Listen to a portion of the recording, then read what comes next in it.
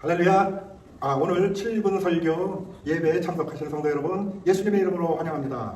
오늘 함께 은혜 나누실 본문의 말씀은 역대하 34장 말씀인데, 오늘 본문에는 두 명의 중요한 이름이 등장합니다. 첫째, 요시야 왕, 두 번째는 훌다라고 하는 여선지자가 등장합니다. 그러면 오늘 본문 34장은 1절부터 33절까지 있는데 5개로 나누어질 수가 있습니다. 첫째 단락은 요시야의 우상타파 1절부터 7절, 두 번째는 요시야의 성전 수리 3절부터 13절, 세 번째는 성전에서 발견된 율법책 14절에서 21절, 네 번째는 여선지자 훌다의 권면 22절부터 28절, 다섯 번째는 율법서 낭독과 언약 갱신 29절부터 33절의 내용으로 구성되어 있습니다. 이렇게 5가지의 소 제목을 보니까 좀 묵직한 기분이 듭니다. 오늘은 네 번째 단락인 여선지자 훌다의 권면에 대해서 함께 은혜를 나누어 보도록 하겠습니다. 우선 요시야 왕은 남유다 왕이 총 20명 중에 16번째 왕이었습니다. 그리고 8살 때에 백성에 의해서 왕으로 추대되었죠. 그리고 31년을 통치했습니다.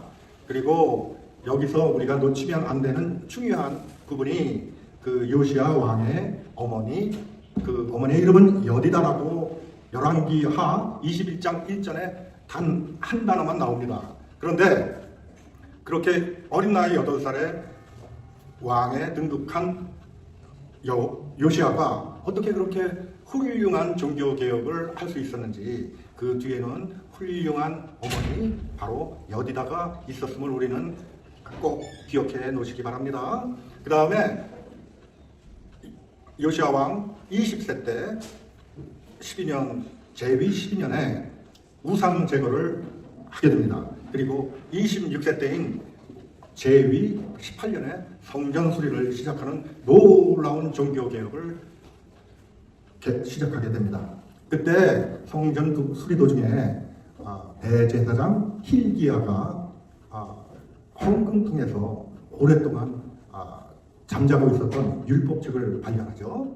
그리고 그 율법책을 서기관인 사반이라는 사람에게 왕에게 가져다 주도록 합니다. 왕은 그때 그 책을 보고 놀래서 그 서기관 사반에게 읽어보거라 이렇게 얘기를 하죠. 그때 그 율법책은 학자들은 모세 오경이라고 생각하죠. 그리고 그때 사반이 읽었던 내용은 신명기 28장의 내용입니다. 나중에 여러분들 댁에 돌아가셔서 신명기 28장을 한번 전체 봉독하시기 바랍니다. 그 내용은 정말로 놀랍습니다. 하나님의 말씀을 지키고 율법을 지키는 자에게 무슨 복이 오고, 그 다음에 율법을 지키지 않는 자들이 받을 무서운 저주들이 기록되어 있습니다. 저도 그 28장을 다시 한번 보고 놀라울 정도고, 그 다음에 놀라울 정도로 무서운 저주였습니다.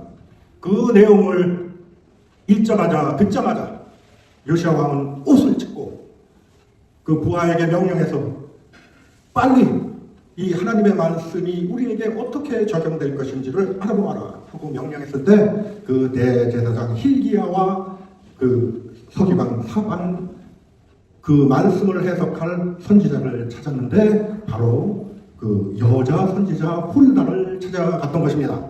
그때 그 여자 선지자 훌다는 그분의 남편이 예복을 관리하는 관직에 있었으며, 또 그 남편의 이름이 살룸인데 선지자 예레미야의 숙부였다고 성경에 나옵니다.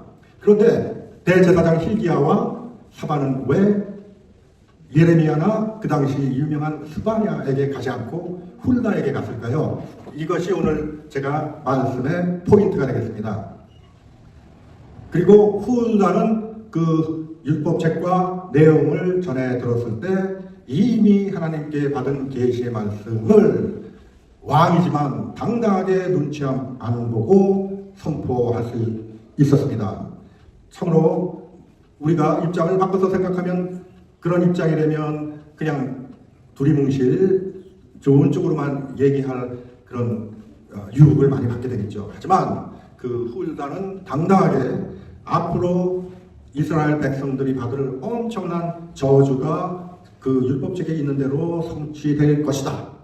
이렇게 권면을 했으며, 왕은 그 재위 기간 동안에는 이스라엘이 저주받는 것을 보지 않고 눈을 감을 것이라고 이런 계시를 올바르고 눈치 안 보고 전했던 것입니다.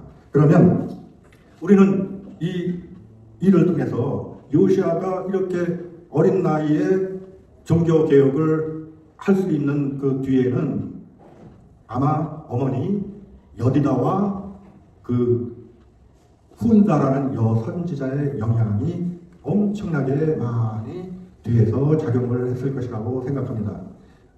그리고 오늘 이 훌다의 이야기를 통해서 우리는 한 가지 단어를 뽑아서 교훈으로 삼을 수 있겠습니다.